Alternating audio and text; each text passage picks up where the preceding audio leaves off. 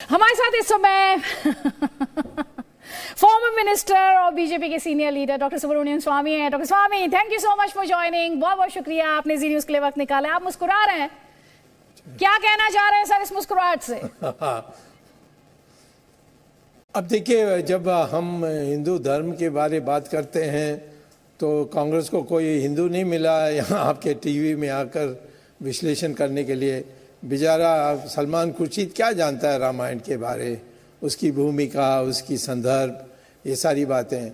मैं ये दूसरे आयाम में इसको ले जाना चाहता हूँ कि जब हमने राम सेतु को बचाने के लिए याचिका डाली थी तो कांग्रेस पार्टी के तरफ से जो पेश हुआ था, उनकी जो पिटीशन थी या मेरी काउंटर पिटीशन थी, उसमें उन्होंने कहा कि राम तो एक काल्पनिक व्यक्ति है और ये राम सेतु राम ने बनाया, इसका कोई आधार नहीं है, और इस प्रकार से बात की थी। ऐसे अनेक और समय पर भी जब हम बहस कर रहे थे सुप्रीम कोर्ट में कि राम मंदिर बननी चाहिए क्योंकि मेरी आस्था कहती है कि राम वहाँ पैदा हुए, और करोड़ों हिंदुओं का आस्था कहते हैं कि वहाँ वही जगह में जहाँ बाबरी मस्जिद बनी, मंदिर तोड़कर वहीं ही बनाना पड़ेगा क्योंकि हमारी आस्था कहती है वहीं पैदा हुए। तो उसके आधार पर आखिर में सुप्रीम कोर्ट ने फैसला भी यही दिया था। आस्था के आधार पर हम हिंदुओं को 100% जमीन देते हैं मंदिर बनाने के लिए। उस समय कांग्रेस के सारे लोग, उनके जो बड़े बड़े वकील थे, वो आकर जो मुस्लिम पार्टीज थे, वक्फ बोर्ड इत्यादि, इनकी वकील बन के आर्ग्यूमेंट किया कि राम तो काल्पनिक है, इस पर हम कैसे एक सारा समुदाय का साथ विश्वासघात कर सकते हैं, ये सारी बातें कही थी। तो अब क्या हो गया है कि राम को पकड़ने लगे अपने फायदा के लिए, वो भी एक राजनीतिक जलूस में। जो राहुल गांधी पैदल आते हैं उसमें इन्होंने इसको सवाल को उठाया। क्यों? कहीं डिबेट करना तो उसमें जी टीवी में आकर डिबेट कर सकते हैं, और आप चाहते हैं कि मैं उसका खंडन करूं और उस डिबेट में आऊं, तो मैं भी आने के लिए तैयार हूं। परंतु इतना ज़रूर मैं कहूँगा कि राम के जो आचरण है, राम के जो कहने की जो बातें कही गई, राम ने जो बाली को कहा जब बाली की वध हो रही थी, तो ये सारी चीज़ों को जानने से ही एक व्यक्ति राम के ऊपर आस्था रख सकता है।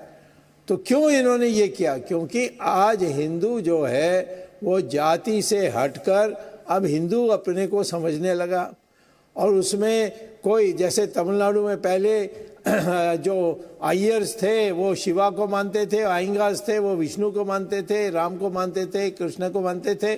अब सारे लोग जो हिंदू हैं तमिलनाडु में सब राम को भी मानते हैं, शिवा को भी मानते हैं, विष्णु को भी मानते हैं। तो ये जो एकीकरण हो रही है हिंदुओं का, उससे वोट में भी फर्क पड़ रहा है। आपने वोट का जिक्र यहाँ पर किया है, आपने एकीकरण की बात की है, लेकिन आपने अभी जैसा कि बताया कि ये पार्टी, इस पार्टी से जुड़े लोग कहते थे कि राम काल्पनिक हैं, राम सेतु है नहीं। अब अगर मैं 2022 की बात करूँ, आप राहुल गांधी की फोटो देखते हैं, चंदन है, टीका है, नर्मदा की आरती है, आरती उतारते हुए, वो तमाम तस्वीरें, और अभी हम कुछ तस्वीरें इस वक्त चला भी रहे हैं। ये क्या है? ये पश्चाताप है क्या? रविवार को 10 जनपद में राहुल गांधी, प्रियंका गांधी और सोनिया गांधी तीनों, एक छोटा सा चर्च बना हुआ है उस घर में। उसमें एक मलयाली पादरी आते हैं और वो क्रिश्चियन की जो शपथ लेनी होती है वो संडे को लेते हैं, और माफ़ी जो मांगते हैं कि हमने कुछ दोष किया है, उस माफ़ी के लिए भी वो बोलते हैं।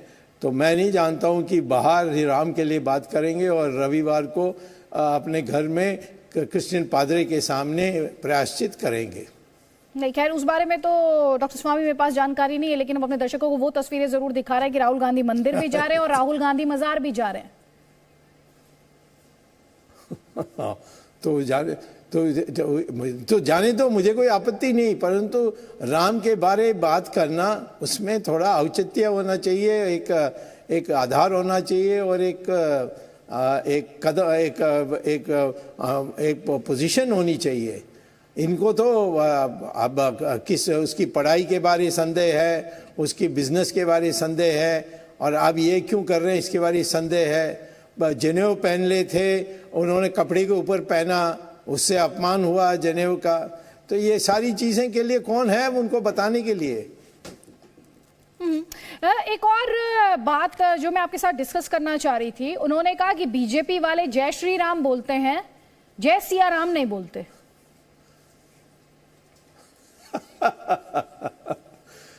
इसमें कोई मना तो नहीं है, कोई भी सिया राम भी बोल सकता है, जय श्री राम भी बोल सकता है, कोई राम राम भी कह सकता है। और महात्मा गांधी तो हे राम कहते थे, कभी उन्होंने सिया राम भी नहीं कहा और श्री राम भी नहीं कहा। तो ये कौन सी बात है। हम तो नाम अपने राम का नाम रखते हैं, रामास्वामी रखते हैं, रामकृष्णन रखते हैं, ये सारे नाम रखते हैं। इसमें राम की आस्था ही महत्वपूर्ण है, किस शब्दावली में राम को पुकारे हैं वो उतना महत्व नहीं है। डॉक्टर स्वामी, 2024 में इलेक्शंस हैं, थोड़ी देर पहले आपने भी कहा वोट एकीकरण। 2024 में राम मंदिर का बेनिफिट क्या मिलेगा किसी को? राम से किसी को बेनिफिट होगा, फायदा होगा? क्योंकि मंदिर निर्माण तो चल रहा है, अब ना कोई आंदोलन है, ना किसी तरह की डिबेट है, ना कोई बहस है। नहीं, हमारी सारी जो राम मंदिर बनाना, राम सेतु बचाना, ये सारी चीज़ों को तो हमने एक मानसिक परिवर्तन के लिए किया था। अब लोग अपने को हिंदू हैं और कुछ नहीं हैं, हम ना ब्राह्मण हैं, ना क्षत्रिय हैं, ना ये है, हम अपने को हिंदू समझते हैं। उनकी संख्या बढ़ते जा रही है और जैसे वो बढ़ेगी तो बीजेपी की चुनाव में फ़ायदा होगा। वो तो एक बाई प्रोडक्ट जिसको कहते हैं वो हो सकता है, परंतु हिंदुत्व का जो एक नारा चला है, जहाँ हिंदू गुण हो कि सारे सर्वधर्म समभाव, ये हिंदू का गुण है, ये क्रिश्चियन का गुण नहीं है, ये मुसलमान का गुण नहीं है। वो कहते हैं मेरे रास्ता या तुम्हारी गला, इस प्रकार से बात कही जाती है। परंतु हम एकमात्र यानी उपासना पद्धति है, धर्म है, जो भी आप कहोगे, जो कहती है सब रास्ते से भगवान प्राप्त हो सकता है। जी, जो मेरा आपसे पॉलिटिकल सवाल है, क्योंकि आपने पूरे राम मंदिर आंदोलन को भी देखा है, इसकी लड़ाई जो है आपने कोर्ट में भी लड़ी है, और क्योंकि हम 2024 की बात कर रहे हैं, 1989 से हमने देखा है कि बीजेपी को इस आंदोलन के साथ जोड़कर देखा गया और बीजेपी को चुनावी पिच पर इसका फायदा भी हुआ। 2024 में ये ट्रेंड कंटिन्यू रहेगा आपके हिसाब से? हाँ, 100%। मैं कहता हूँ 2040 तक कंटिन्यू रहेगा। थैंक यू डॉक्टर स्वामी, बहुत बहुत शुक्रिया जी न्यूज़ से बात करने के लिए और अपने इनसाइट्स हमारे साथ शेयर करने के लिए।